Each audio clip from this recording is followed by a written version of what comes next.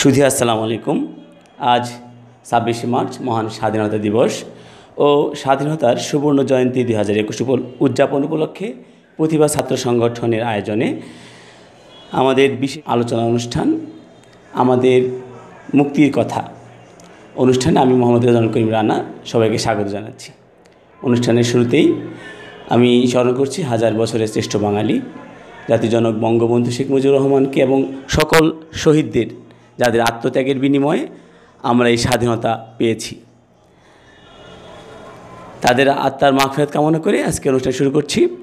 আজকে আমাদের অতিথি হিসেবে আছেন দুজন গুণী মানুষ, বিশিষ্ট মুক্তিযুদ্ধ গবেষক লেখক জনাব শফিউদ্দিন তালুকদার স্যার ও জনাব আবদুল্লাহ আল মামুন তরফদার। তো স্বাগত জানাচ্ছি সবাইকে। প্রথমেই আজকে আমাদের অতিথিকে আমাদের সংগঠনের পক্ষ থেকে ফুল দিয়ে শুভেচ্ছা জানাচ্ছি আমাদের সংগঠনের সদস্য।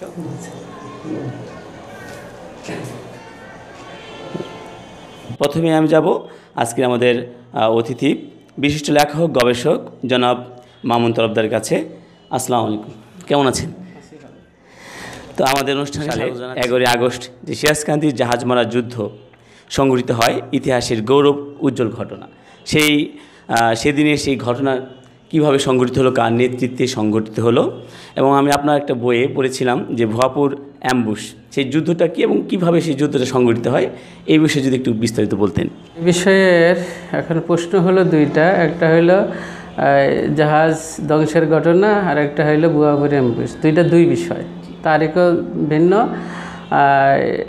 আসলে জাহাজ ধ্বংসের যে যুদ্ধটার 10 তারিখ থেকেই ঘটে। 10, 11, 12, 13, 14 তারিখ পর্যন্ত এই এলাকায় যুদ্ধ চলে এবং কাদিরা বাহিনীর নেতৃত্বেই যুদ্ধ ধ্বংস হয় এবং এই এলাকার কোম্পানি কমান্ডার গলগন্ডার হাবিবুর রহমান বীর বিক্রম, তিনি এই যুদ্ধের নেতৃত্ব দেন। অন্যান্য কমান্ডাররাও ছিলেন এবং এই যুদ্ধের সাফল্য বয়ে আনেন। বিপুল সংখ্যক অস্ত্র উদ্ধার হয় এবং পাকিস্তানি বাহিনীর ব্যাপক ক্ষতিগ্রস্ত হয় এই যুদ্ধজাহাজ ধ্বংসের ফলে, যার ফলে তারা ভেঙে পড়ে অনেকটা। 12 তারিখ থেকেই তারা মরিয়া হয়ে ওঠে এই অস্ত্র উদ্ধারের জন্য। তারা হেলিকপ্টার দিয়ে আক্রমণ করে মুক্তিযোদ্ধাদের উপর। স্বয়ং নিয়াজি সাহেব এই পাশের ডাকবাংলো এসে 13 তারিখ রাত্রিতে থেকে এই এলাকায় যুদ্ধ পরিচালনা করেন এবং কাদিরা বাহিনী অ্যাম্বুশ তুলে নিয়ে পাহাড়ের দিকে রওনা হন। জায়গায় জায়গায় বিভিন্ন সংঘর্ষ হয় এবং উভয় পক্ষেরই ব্যাপক ক্ষতি হয়। 500-600-এর মতো মুক্তিযোদ্ধা আর ওই হানাদার বাহিনী, পাকিস্তানি বাহিনীও চারিদিক থেকে, সিরাজগঞ্জ থেকে, টাঙ্গাইল থেকে, কালিহাতি থেকে, গোপালপুর থেকে, এই বিভিন্ন জায়গায় থেকে নৌপথে স্থলপথে মুক্তিযোদ্ধাদের উপর আক্রমণ চালায়। এই হইল ওই ঘটনা। আর এই যে ভুয়াপুরের অ্যাম্বুশটা তো একাধিকবার হয়েছে এবং 14 তারিখে এই বাজারের 2-1টা দোকান বাদে সবগুলা দোকান পুড়িয়ে দেয়। দল মত নির্বিশেষে যার দোকান যেখানে পাইছে পুড়াই দিছে। রেজিস্ট্রারি অফিস থেকে শুরু করে সব পুরা গেছিল এবং তারপরেও তারা সেই অস্ত্র উদ্ধার করতে পারে নাই। কিছু নারী নির্যাতন করেছে। এই পুরো ভুয়াপুরের কিছু বীরাঙ্গনার তথ্য পাওয়া যায়। তারা ওই শুধু আক্রোশ হইল যে ওই অস্ত্রগুলো উদ্ধার করা, কিন্তু সেই অস্ত্র তারা আর উদ্ধার করতে পারে নাই। কাদিরা বাহিনীর বীর মুক্তিযোদ্ধারা এখান থেকে সব অস্ত্র বিভিন্ন জায়গায় নিয়ে গেছে, মাটির নিচে ঘিরে রেখেছে। ধন্যবাদ। আর সেই সময় প্রেক্ষাপটে আমাদের ভুয়াপুরের পরিস্থিতি কেমন ছিল? আমাদের এখানকার স্থানীয় যে মুক্তিযোদ্ধারা তারা কিভাবে এই যুদ্ধের সাথে জড়িত হইল এবং কীভাবে জাহাজটাকে ধ্বংস করলো? যুদ্ধের সাথে জড়িত তো ওই আগে থেকেই হয়েছে। মে এপ্রিল থেকেই অনেকে মুক্তিযুদ্ধে অংশগ্রহণ করছে। আর আগস্ট মাসে ওই ঘটনাটা ঘটছে। এই ডাকবাংলো ছিল সেই সময় এই উত্তর পশ্চিমাঞ্চলের হেডকোয়ার্টার বলে খ্যাত। এখানে প্রশাসনিক দায়িত্বে ছিলেন আবু মোহাম্মদ এনায়েত করিম, তারপরে মোয়াজ্জেম হোসেন খান, কবি বুলবুল খান মাহবুব। এই সাইজের নেতৃস্থানীয় মুক্তিযোদ্ধারা সবসময় থাকতেন। সৈয়দ নুরুল ইসলাম, তারপরে ডক্টর নুর নবী, এই সাইজের মানুষরা থাকতেন এই ডাকবাংলোতে। এখান থেকে এই ডাকবাংলোর নেতৃত্বে মানে শুধু জাহাজ মারার যুদ্ধে নয়, সেই নাগরপুর পর্যন্ত যে সমস্ত যুদ্ধ হয়েছে, শস্যাবাড়ি থানার ওই দিক থেকে বাউসি টাউসির এই দিক থেকে যে সমস্ত যুদ্ধের এইখান থেকে পরিচালনা হয়েছে। এবং আপনি শুনে আশ্চর্য হবেন যে ক্যাপ্টেন পিটার এই ডাকবাংলোতে এসে থেকে এখান থেকে বাদশাহ মিয়া নামে এক মুক্তিযোদ্ধা ছিলেন বাগবাড়ি বাড়ি, তাকে নিয়ে কাদের সিদ্দিকীর সাথে দেখা সাক্ষাৎ করেন। ৩৬ সেনা কোথায় কেমনে নামানো যায় ম্যাপ তৈরি করে তারপরে ওই যে পুংলিতে প্রায় 1 ব্রিগেড ৩৬ সেনা নামে তাদের যৌথ উদ্যোগে তখন এই টাঙ্গাইল মুক্ত হয়। এবং এই টাঙ্গাইল মুক্ত করেই তারা মানে ঢাকায় দিকে অগ্রসর হয়। এবং এখানে যদি ৩৬ সেনা না নামতে পারত এবং এই ডাকবাংলো এই এলাকা যদি মুক্তিযোদ্ধারা মুক্ত এলাকা হিসাবে না রাখতে পারত, তাহলে তার ৩৬ সেনা নামতেই পারতো না। হানাদার বাহিনী থাকলে তো ৩৬ সেনা নামতেই পারতো না। এই যে এই এলাকার অবদান, এই এলাকার মুক্তিযোদ্ধাদের অবদান অপরিসীম। এবং এখানে নেমেই ৩৬ সেনারা মিরপুর হয়ে সেই মানে আবদুল্লাহ খান নিয়াজিরকে মানে আত্মসমর্পণের বাধ্য করে। এবং কাদিরা বাহিনী ব্যাপক এবং ভালো ভূমিকা পালন করে ৩৬ সেনাদের সাথে যৌথভাবে যুদ্ধ করে। অনেক অনেক ধন্যবাদ জনাব মামুন তরফদার সাহেবকে। এবার আমরা যাচ্ছি বিশিষ্ট গবেষক, লেখক আর সেই গুণী মানুষ আমাদের সর্বজন শ্রদ্ধেয় জনাব শফিউদ্দিন তালুকদার স্যারের কাছে। আসসালামু আলাইকুম, কেমন আছেন স্যার? আসসালাম, ধন্যবাদ, ভালো আছি। স্যারকে আমাদের মাঝে পেয়ে আসলে সত্যি আমরা অনেক ধন্য।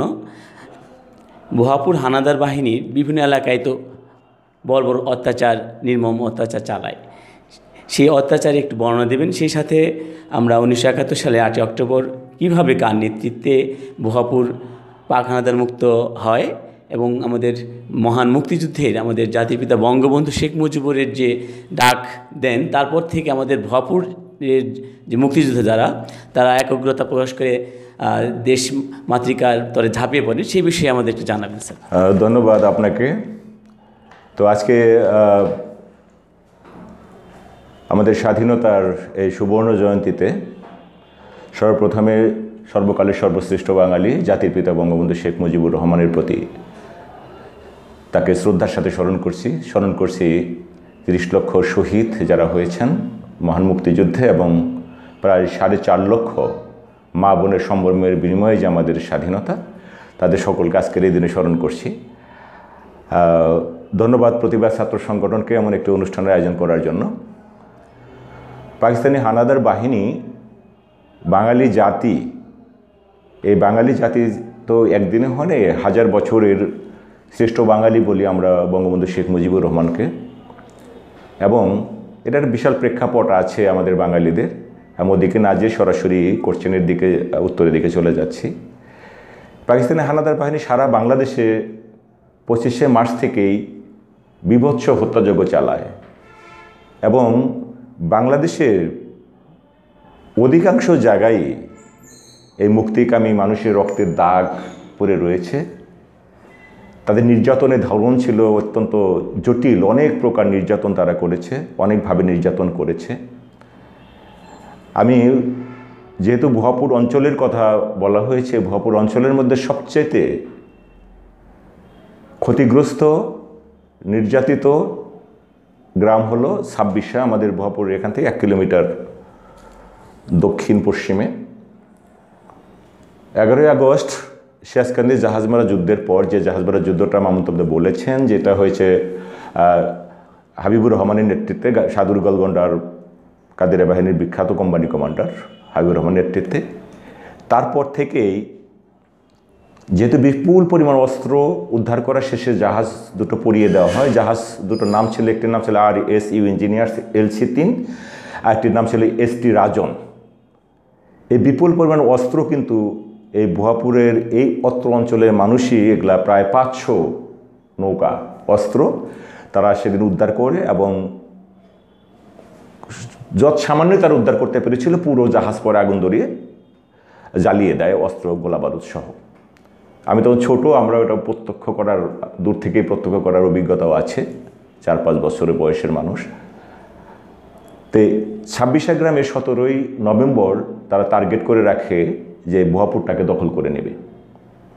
ভুয়াপুর অধিকাংশ সময় কিন্তু ভুয়াপুর মুক্তাঞ্চল ছিল, বিশেষ করে ভুয়াপুর ডাকবাংলো, যেটা বাংলো ছিল আমাদের উত্তর পশ্চিমাঞ্চলের হেডকোয়ার্টার। কাদেরিয়া বাহিনীর প্রধান হেডকোয়ার্টার ছিল মহানন্দপুর, আর উত্তর পশ্চিমাঞ্চলের হেডকোয়ার্টার ছিল এই ভুয়াপুর ডাকবাংলো।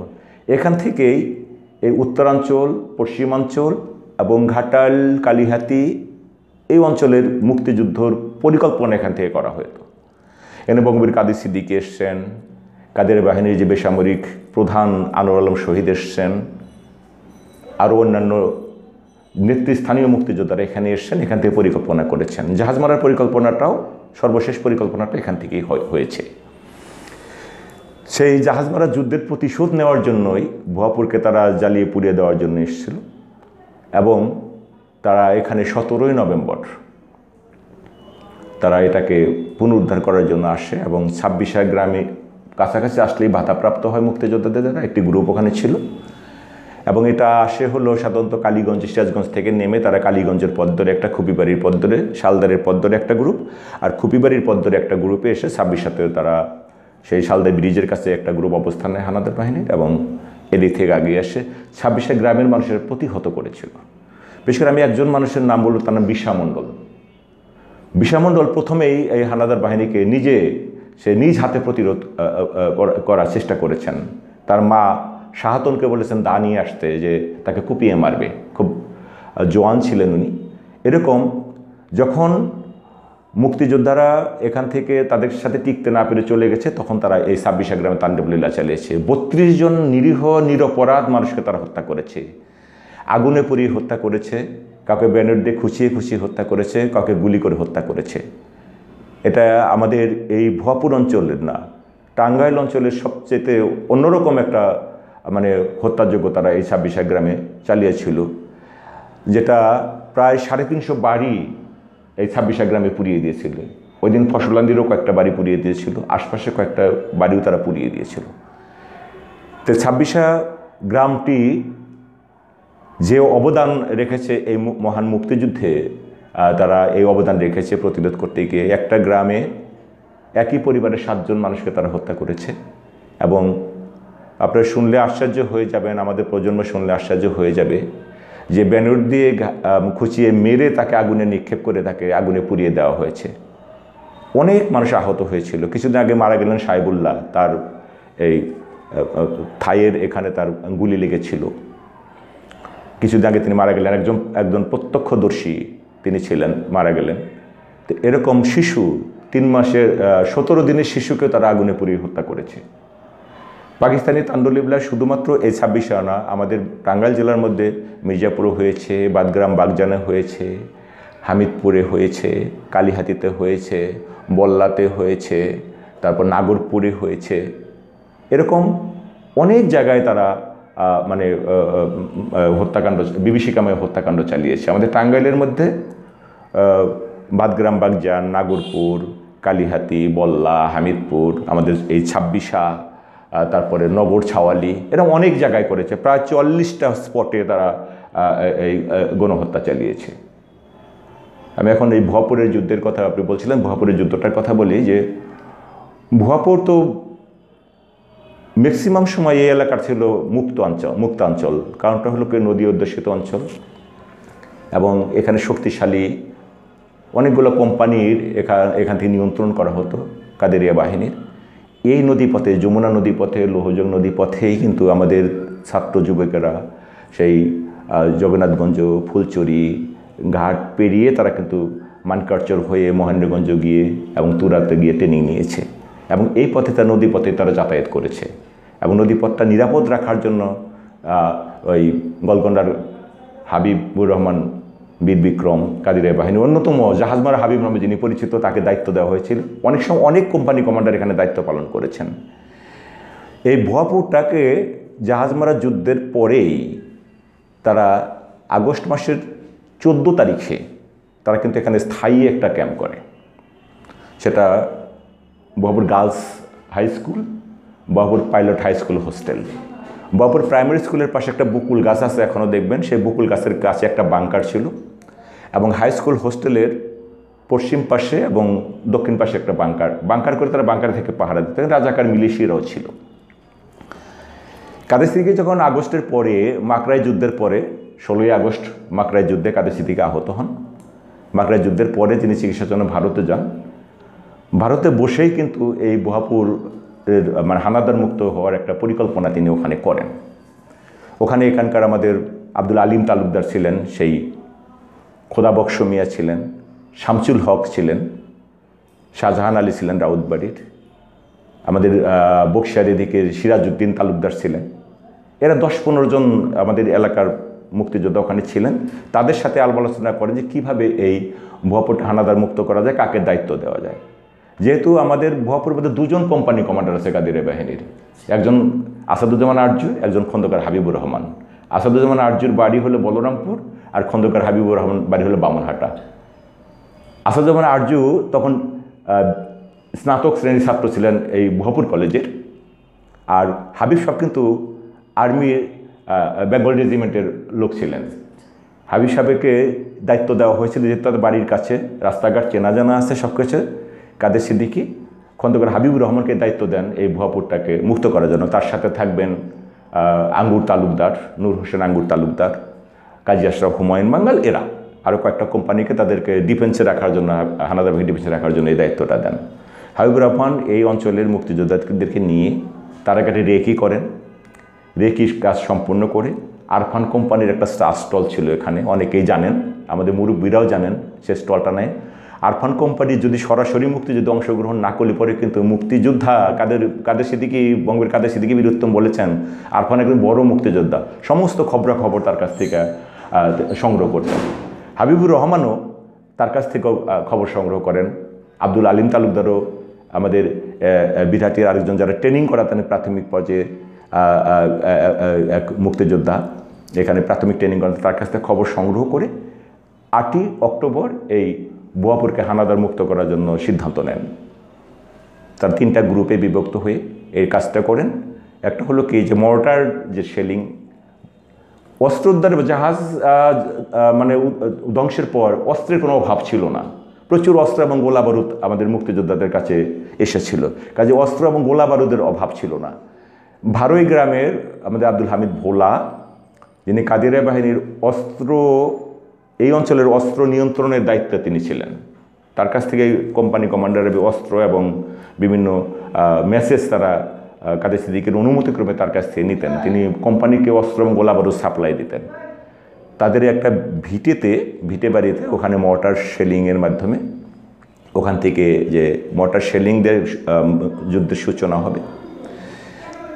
ওখানে খোদাবক্স মিয়া, মোতাহার আলী মিয়া, সৈয়দ জিয়াউল হক এরা থাকবেন, এরকম শামসুল হক মিয়া এরা থাকবেন। আর হাবিবুর রহমান একটা গ্রুপ আসবে হলো আমাদের এখন যে চক্ষু হাসপাতাল পৌরসভার পাশে ওই রোড দিয়ে, আর একটা লক্ষ্মীপুরের এই সাইডটা, তখন হালোর বলা হতো, এরকম পাকা রাস্তা তো ছিল না।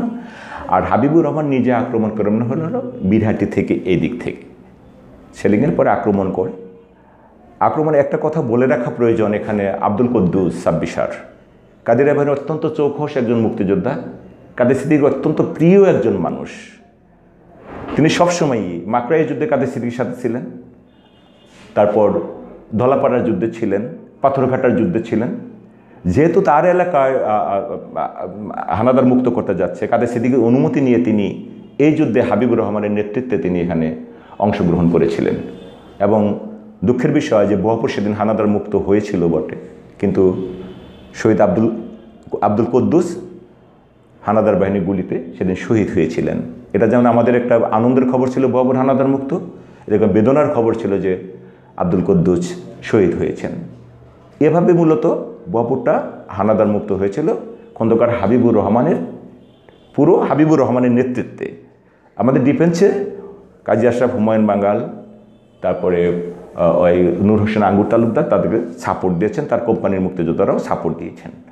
কাজেই এই ভুয়াপুরে এর আগে শুনেছেন যে ভুয়াপুরে পুরো বাজারটা কিন্তু তারা পুড়িয়ে দিয়েছিল এবং আশপাশের কয়েকটা গ্রামেও তারা অগ্নিসংযোগ করেছিল। 11ই আগস্টের পরে তারা কিন্তু ভুয়াপুর যেমন ক্যাম্প করেছিল, নিকরাইল প্রাইমারি স্কুলে কিন্তু হানাদার ক্যাম্প করেছিল। আপনারা এটা জানেন কি, জানার কথা যে ভুয়াপুর অঞ্চলের একজন প্রখ্যাত আলবদর কমান্ডার আশরাফ মৌলানা, যার বাড়ি নিকরাইল, তার নেতৃত্বে কিন্তু নিকরাইল ওই অঞ্চলে কিছু আমাদের নারী নির্যাতনের ঘটনা ঘটেছিল এবং আমাদের অনেক জায়গায় নারী নির্যাতনের ঘটনা ঘটেছে। তার মধ্যে সবচেয়ে বড় নারী নির্যাতনের ঘটনা ঘটেছিল হলো নিকরাইলে। তো এই হলো ভুয়াপুরের এই ঘটনা। আপনারা যারা এই প্রজন্মের মানুষ, যারা মুক্তিযুদ্ধের সঠিক ইতিহাসটা আপনারা জানার চেষ্টা করবেন এবং আমাদের যারা এখনও মুক্তিযোদ্ধারা বেঁচে আছে তারা যদি আমাদের এই প্রজন্মকে একটু মুক্তিযুদ্ধের ইতিহাস জানান, তাহলে আমরা সমৃদ্ধ হতে পারবো, আমাদের প্রজন্মগুলো সংগ্রহ হতে পারবে। কীভাবে আমাদের দেশটা এলো, কীভাবে বঙ্গবন্ধুর নেতৃত্বে এই দেশটা স্বাধীন হলো। আজকে একটা কথা প্রসঙ্গে বলে রাখি, আমরা অনেকেই বলে থাকেন জয় বাংলা। জয় বাংলা কিন্তু আসলে জাতীয় স্লোগান, এটা মুক্তিযুদ্ধের স্লোগান, এটা কারো দলীয় স্লোগান না। আওয়ামী লীগ জয় বাংলা স্লোগান দেয়, যেহেতু আওয়ামী লীগ মুক্তিযুদ্ধের পক্ষের শক্তি, আওয়ামী লীগের নেতৃত্বেই এদের স্বাধীন হয়েছে। আমাদের সকলে যেন আমরা এই জয় বাংলা স্লোগানটা দেই, এই প্রস্তাব রেখে আপনাদের এই প্রতিবাদ ছাত্র সংগঠনকে অন্তঃস্থল থেকে ধন্যবাদ জানিয়ে আমি শেষ করছি। জয় বাংলা। অনেক অনেক ধন্যবাদ স্যারকে। আজকে অনুষ্ঠান শেষ করার আগে আমাদের জনাব মামুন তরফদারের কাছে জানতে চাচ্ছি মুক্তিযুদ্ধ বিষয়ে আমাদের সার্বিক সারা বাংলাদেশের যে সার্বিক যে পরিস্থিতি, সেই বিষয়ে আপনার শেষ বক্তব্যটা কি? ধন্যবাদ আপনাকে। এই মুক্তিযুদ্ধ তো একদিনের বিষয় না, দীর্ঘ 9 মাসের বিষয়। আমাদের এই ভুয়াপুর অঞ্চলের বহু ঘটনা আছে। সেই সমস্ত ঘটনার যেরকম আনন্দের বিষয় আছে, বিষাদের বিষয় আরও বেশি। আমাদের ভুয়াপুরে এমন কিছু ইতিহাস লুকায়িত আছে যেগুলো এখনও ওই ইতিহাসের পাতায় লিপিবদ্ধ হয়নি, সংরক্ষণও করা হয়নি সেরকমভাবে। যেমন ধরেন, এই যে ভুয়াপুর পাইলট উচ্চ বিদ্যালয়ের ওখানে একটা ফ্ল্যাগ মানচিত্র আছে। এই ফ্ল্যাগ মানচিত্রের ইতিহাসটা আমরা যারা মুক্তিযুদ্ধ নিয়ে চর্চা করি তারা জানি যে এই ফ্ল্যাগ মানচিত্র 8ই অক্টোবরের যুদ্ধের পরই পরিকল্পনা করা হয় এবং 23 তারিখে যখন ডক্টর নূর নবী সাহেব ভারত থেকে একটা বিশেষ বার্তা নিয়ে আসেন, কাদের সিদ্দিকী মহোদয়কে যখন ওই বার্তাটা দেন, তখন কাদের সিদ্দিকী সাহেব একটা পরিকল্পনা করেন যে এই জায়গায় ভুয়াপুরের মুক্তিযুদ্ধকে ধরে রাখার জন্য এবং 2 জন শহীদকে স্মরণ করার জন্য একটা স্মৃতিসৌধ করার পরিকল্পনা করে এবং স্মৃতিস্তম্ভ ওখানে স্থাপনও করেন। এটা 23শে অক্টোবর পরিকল্পনা। তখন কিন্তু দেশের যুদ্ধ চলছে, আমরা দেশ স্বাধীন হয় 16ই ডিসেম্বর। চিন্তা করেন, আগেই পরিকল্পনা। সেই পরিকল্পনা মাফিক 16ই ডিসেম্বর দেশ স্বাধীন হওয়ার পর আবার এইখানে সেই পরিকল্পনা বাস্তবে রূপ নেয়। বাস্তবে রূপ নেয় আবার 23শে ডিসেম্বর নির্মাণ কাজ শেষ হয়। নির্মাণ কাজ শেষ হলে ফ্ল্যাগ মানচিত্রটা হয় এবং স্মৃতিস্তম্ভটাও হয়। স্মৃতিস্তম্ভটা প্লাস্টার করে না। ওইখানে 2 জন শহীদের, যেমন শহীদ কুদ্দুস এবং শহীদ সালামের 2টা ছবিও ওখানে লাগানোর কথা, এখনও লাগানো হয়নি। একটা ওই ফলক লাগানো হয়েছে ওই কোম্পানি কমান্ডার আব্দুল হাকিমের দ্বারা 25শে ডিসেম্বর এখানে ভারতীয় কয়েকজন নেতৃস্থানীয় মেজর আসেন। তার মধ্যে শান সিং বাবাজিকে এখানে আনা হয়, তাকে ঘাড়ও অনার দেওয়া হয়, ওখানে একটা পাকা মেজে করা হয়েছিল। এই যে একটা স্থাপনা, তখন কিন্তু বাংলাদেশের কোথাও কোনো কিছু একটা ইটও গাড়া হয় না মুক্তিযুদ্ধের বিষয়ে। আমাদের জাতির জনক বঙ্গবন্ধু শেখ মুজিবুর রহমান আসলেন কি 10ই জানুয়ারি দেশে আসলেন, এবং 72-এর 24 তারিখে তিনি আমাদের টাঙ্গাইল আসলেন। টাঙ্গাইল আইসা সেরা ওই পুলিশ প্যারেড ময়দানে একটা স্টোন গাড়লেন যে স্মৃতিসৌধ করার জন্য। তার আগেই কিন্তু আমাদের বুয়াপুরে স্মৃতিস্তম্ভ হয়ে গেছে। এই যে আমাদের একটা লুকায়িত ইতিহাস, এই ইতিহাসটা মানে অনেকেই আমরা সেরকম করে জানি না। ডাকবাংলোর ব্যাপক ইতিহাস। এই ডাকবাংলোর ওই হেডকোয়ার্টার বলি আর যাই কিছু বলি, যে কয়েকটা থানার নেতৃত্ব, বিশেষ করে এই যে মধুপুর থেকে শুরু করে, সবারি থেকে শুরু করে এই সাইডে একেবারে মির্জাপুর, নাগরপুর পর্যন্ত, সিরাজগঞ্জের এই সাইডে যতগুলো অনেক যুদ্ধের পরিকল্পনায় এখানে হয়েছে। এবং এই বিষয়টা এখনও রয়ে গেছে মানে জরাজীর্ণ। অনেকেই চেষ্টা করেছেন এটাকে মানে ডাকবাংলোটাকে মুক্তিযুদ্ধের জাদুঘর করার জন্য। জাদুঘর এখনও হয়নি। সব পরিকল্পনায় কেমন জানি পরিকল্পনা হয়, বাস্তবে পরিণত হয় না। এখনও যদি এই ডাকবাংলোটাকে সংরক্ষণ করা হয়, তাহলে আমাদের তরুণ প্রজন্ম জানবে যে এইখান থেকে মুক্তিযুদ্ধের নেতৃত্ব দেওয়া হয়েছে। এই ভুয়াপুর ছিল সেই সূতিকাগার, এবং ভুয়াপুরকে বলা হয়তো মুক্তিযুদ্ধের করিডোর। এই ভুয়াপুরে ভারত থেকে বহুবার অস্ত্র এসেছে, এবং সেই অস্ত্র দিয়েই সকল যুদ্ধ হয়েছে। এই ডাকবাংলোটাকে আপনাদের মাধ্যমে আমরা সারা বিশ্বকে জানাতে চাই যে এই ডাকবাংলোটাকে সংরক্ষণ করা হোক এবং মুক্তিযুদ্ধের জাদুঘর করা হোক। আর যে সমস্ত শহীদ হয়েছে সেই শহীদদের নাম তালিকাও এখানে একটা ফলক করা হোক, সেটা গণশহীদ হোক এবং মুক্তিযুদ্ধের শহীদ হোক। তারপরে এই পাইলটের যে আমাদের ওই যে হোস্টেলটায় আপনি কল্পনা করতে পারবেন না যে এইখানে প্রায় হানাদার বাহিনী থেকে শুরু করে রাজাকার, আলবদর, আলসামস, বিভিন্ন জায়গা থেকে, তখন তো টাঙ্গাইল মুক্ত হয় নাই, এই সাইডে যত মানে রাজাকার ধরা পড়ছে সবাইকে এখানে এনে মানে নির্যাতন না গৃহবন্দী করে রাখছে। তারপরে সেটার ওই যে 25শে ডিসেম্বর, এই 25 তারিখে সেই রাজাকার, আলবদর, আলসামস এবং পাকিস্তানি হানাদার বাহিনীর যে সমস্ত সৈনিকের এখানে বন্দী ছিল তাদেরকে বিচার করে কাউকে মুক্ত করা হয়, তাকে কাউকে মানে গণকবর হিসাবে মেরে রাখা হয়। সেই কবরগুলো সংরক্ষিত হয়নি, সেগুলো সংরক্ষণ করা উচিত। ইতিহাস ধরে রাখতে হলে, এই সমস্ত জিনিস, এই স্থাপনাগুলো ধরে রাখতে হলে, আমাদের তরুণ প্রজন্মকে জানাইতে হলে এখানে এই জিনিসগুলো, স্থাপনাগুলো রক্ষা করতেই হবে। এবং আপনার আরও জানা উচিত, এই যে পাটনিপাড়ার এই লৌহজং নদীতেও কয়েক জায়গায় গণকবর আছে এবং বদ্ধভূমি আছে। কিছু শহীদের নামও আমরা পেয়েছি, এখানে তারা শহীদ হয়েছে দূর দূরান্তের। এই জায়গাগুলো সংরক্ষণ করা উচিত বলে আমি মনে করি। আপনাদের মাধ্যমে আমরা কথা বলতে পারলাম, এজন্য আমার পক্ষ থেকে ধন্যবাদ। এবং আজকে 26শে মার্চ আমাদের লাখো লাখো শহীদ এবং মা বোনের ইজ্জতে আমরা এই দেশ পেয়েছি, আলাদা ভূখণ্ড পেয়েছি, আলাদা মানচিত্র পেয়েছি।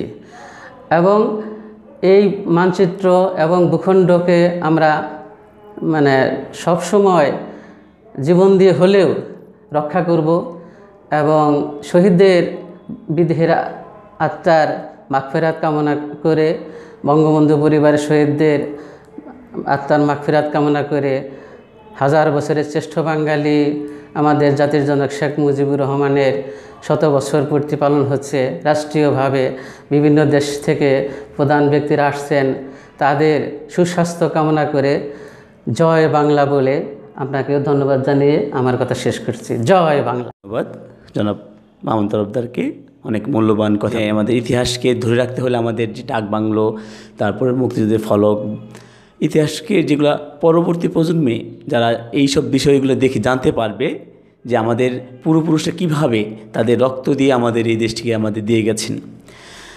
যাই হোক, আজকের অনুষ্ঠান শেষ পর্বের আমাদের শ্রদ্ধেয় শফিউদ্দিন তালুকদার স্যারের কাছে জানতে চাবো। ধন্যবাদ সঞ্চালককে। আপনার অনুষ্ঠানের শেষ পর্যায়ে এসছি। মূলত ভুয়াপুর ছিল মুক্তিযুদ্ধের সূতিকাগার। আমাদের এখানে যে সমস্ত স্থাপনা মুক্তিযুদ্ধের স্মৃতিচিহ্ন বহন করে, এখন বিশেষ করে ভুয়াপুর ডাক বাংলো, এটাকে জাদুঘর করার জন্য আমরা যারা মুক্তিযুদ্ধ নিয়ে চর্চা করি তারা অনেকবার চেষ্টা করেছি, এবং এখানে তৎকালীন মুক্তিযুদ্ধ বিষয়ক প্রতিমন্ত্রী ক্যাপ্টেন তাজুল ইসলাম এসেছিলেন। তখন খন্দকার আসাদুজ্জামান আমাদের এই অঞ্চলের ভুয়াপুর গোপালপুর মাননীয় জাতীয় সংসদ সদস্য, তাকে দিয়ে মুক্তিযুদ্ধের স্মৃতি জাদুঘর নির্মাণের জন্য একটা ফলকও এখানে স্থাপন করা হয়েছে। আজ অবধি সেটা এখানে হয়নি, তবে আমরা চেষ্টা চালিয়ে যাব। তরুণ প্রজন্মের কাছে অনুরোধ করি যে তারাও এই বিষয়টা চলুক। এটার কিছু কাগজপত্র, বিশেষ করে পেপার কাটিং আমার কাছে আছে। পত্রিকায় আমরা এই ডাক বাংলোকে মুক্তিযুদ্ধ জাদুঘর হিসেবে চাওয়ার জন্য চিঠিপত্র কলামে লিখেছিলাম, সেই চিঠিপত্রগুলো আমার কাছে আছে এবং ওই পত্রিকায় রয়ে গেছে। আর বিশেষ করে ভুয়াপুর এখন সরকারি পাইলট উচ্চ বিদ্যালয় প্রাঙ্গণে যে আমাদের মুক্তিযুদ্ধের স্মৃতিসৌধটা রয়েছে, আমি মনে করি এটা বাংলাদেশের প্রথম মুক্তিযুদ্ধের স্মৃতিসৌধ। এখানে ব্রিগেডিয়ার ক্লেকে, এখানে কাদের সিদ্দিকী, এখানে তাকে গার্ড অফ অনার দেওয়ার কথা ছিল, একটা অনার ফিল্ড নির্মাণ করা হয়েছিল, ওখানে স্মৃতিসৌধটা নির্মাণ করা হয়েছিল। এবং অত্যন্ত দুঃখের বিষয় এবং অত্যন্ত পরিতাপের বিষয় যে 2001 সালে, আমি নতুন প্রজন্মকে বলি যে 2001 সালে বিএনপি জামাত জোট সরকার যখন ক্ষমতায় আসে, তখন কিন্তু সেই স্মৃতিসৌধটা সরিয়ে ফেলা হয়। সাদামাঠাভাবে কোনোরকম প্রায় 100 ফিট দূরে কোনোরকম একটা কাজ করেছেন। এটা আমি মনে করি যে বাংলাদেশের প্রথম স্মৃতিসৌধ। সেটা আমাদের কিন্তু সেই জিনিসটা নাই। এই ছবিটা আছে, আপনি কিছুদিন পরে দেখতে পাবেন। এই ছবিটা কোনো না কোনো একটা জায়গায় আসবে, বইয়ের মধ্যে আসবে। আমি ওই ছবিটা তুলে রেখেছিলাম। এটা 1994 সালে, আজ থেকে প্রায় 25 কি 26 বছর আগে আমি ছবি উঠে রাখছিলাম। ওই চিত্রে আমরা কিছুদিন যখন ছাত্র, তখন ভুয়াপুর কলেজের ছাত্র, তখন কিন্তু আমরা ওখানে ওই স্মৃতিসৌধে কিন্তু পুষ্পস্তবক অর্পণ করতাম স্বাধীনতা দিবসে, তারপরে 16ই ডিসেম্বর বিজয় দিবসে, কোনো কোনো সময় 21শে ফেব্রুয়ারিতে। অনেকেই বলে রাখছেন যে কাদের সিদ্দিকী এটা নিচে অস্ত্র লুকিয়ে রাখছেন, কেউ ধারে কাছে যেতে দিত না। এটা হাকিম সাহেবের নেতৃত্বে এটা হয়েছিল। মেদুরের হাকিম, উনি এখন বীর প্রতীক, তার নেতৃত্বে এই কাজটা হয়েছিল। কাদের সিদ্দিকীর নির্দেশে এটা হয়েছিল। কাজেই 26 যে এত বড় একটা হত্যাযজ্ঞ ঘটে গেল, এত বড় একটা জেনোসাইড ঘটে গেল, সেখানে কিন্তু আজ পর্যন্ত যেরকম স্টোন হওয়ার কথা ছিল সেটা হয় নাই। একটা স্টোন করেছে পৌরসভার থেকে, সেটার মধ্যে শহীদ আব্দুল কুদ্দুসের নামটা সবার উপরে দিয়েছে। আব্দুল কুদ্দুস মুক্তিযুদ্ধে, সরাসরি মুক্তিযুদ্ধে শহীদ হয়েছেন। 26 গ্রামের আরও যারা শহীদ হয়েছেন 32 জন, তারা কিন্তু সরাসরি মুক্তিযুদ্ধে শহীদ হন নাই। কেউ প্রতিরোধ যুদ্ধে শহীদ হয়েছেন, কাউকে বাড়িতে গিয়ে হত্যা করা হয়েছে। ওখানে একটা ভালো একটা স্মৃতিসৌধ হওয়া দরকার এবং সব শহীদদের নাম থাকা দরকার। আমাদের ভুয়াপুরে যে 18 থেকে 20 জন, আমাদের 25 জন শহীদ মুক্তিযোদ্ধা আছেন, তাদের জন্য একটা ফলক থাকা দরকার। এমনকি ভুয়াপুর সরকারি কলেজ স্কুলের যারা ছাত্র ছিল, সে ছাত্র অবস্থায় মুক্তিযুদ্ধে অংশগ্রহণ করেছিল, তারা কিন্তু ওই সব ছাত্রদের নাম কালেক্ট করে একটা নাম ফলক তৈরি করতে পারে। ইব্রাহিমকা সরকারি কলেজ পারে। আমরা বারবার বলেছি তাদের আনুষ্ঠানিকভাবে অনানুষ্ঠানিকভাবে বলেছি যে এটা করার জন্য। এখন আপনারা যারা নতুন প্রজন্ম আছেন, তাদের দ্বারা আমরা এই কাজটি চাই যে নতুন প্রজন্মরা এগিয়ে আসুক। আর নতুন প্রজন্মদের একটু পড়ালেখা করতে হবে। বিশেষ করে মুক্তিযুদ্ধকে জানতে হলে বঙ্গবন্ধুকে জানতে হবে। বঙ্গবন্ধু মানেই বাংলাদেশ, বাংলাদেশ মানেই বঙ্গবন্ধু। অসমাপ্ত আত্মজীবনী বঙ্গবন্ধুর যে লেখাটা, তারপর কারাগারের রোজনামচা, নয়া চীনে একদিন, এবং বঙ্গবন্ধুর যে সমস্ত গোয়েন্দা রিপোর্টগুলো, পাকিস্তানি গোয়েন্দা রিপোর্টগুলো আছে, এই জিনিসগুলোকে অন্তত অসমাপ্ত আত্মজীবনী, কারাগারের রোজনামচা এবং নয়া চীনে একদিন, আমি এই 3টা বই অন্তত আমি আমাদের এই প্রজন্মের সন্তানদের বলবো, যারা স্কুল কলেজ বিশ্ববিদ্যালয়ে পড়ে, তারা যেন এই 3টা বই তারা পড়েন। তাহলে বঙ্গবন্ধু সম্পর্কে জানতে পারবেন, বাংলাদেশ সম্পর্কে জানতে পারবেন, আমাদের জাতিসত্তা সম্পর্কে জানতে পারবেন। আজ এই প্রতিভা ছাত্র সংগঠনকে ধন্যবাদ তাদের এই আয়োজনের জন্য, এবং এই আয়োজন বারবার হোক এটা আমরা আশা করে আজকের মতো এখানে শেষ করছি।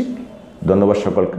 জয় বাংলা। আসলে এই বলার ভাষা অপেক্ষা রাখে না যে পাক হানাদার বাহিনীরা কত নির্মম নির্যাতন চালিয়েছে আমাদের এই অসহায় নিরীহ বাঙালিদের উপর।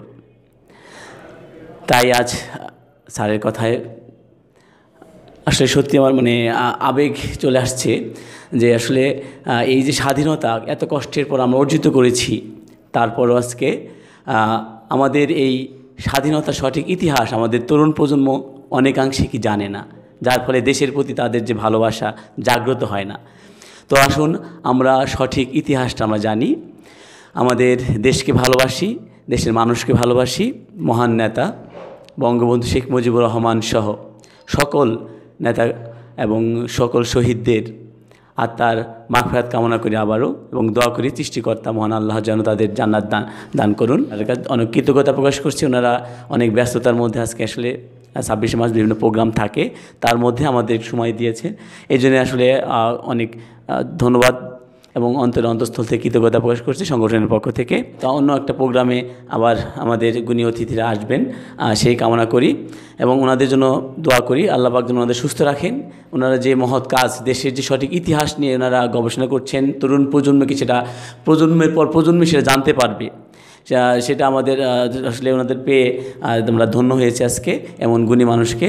আর কথা বাড়াবো না, সবাই ভালো থাকবেন, সুস্থ থাকবেন, নিরাপদে থাকবেন, আর এই কামনা রেখে অন্য অনুষ্ঠানে আবার দেখা হবে। আসসালামু আলাইকুম।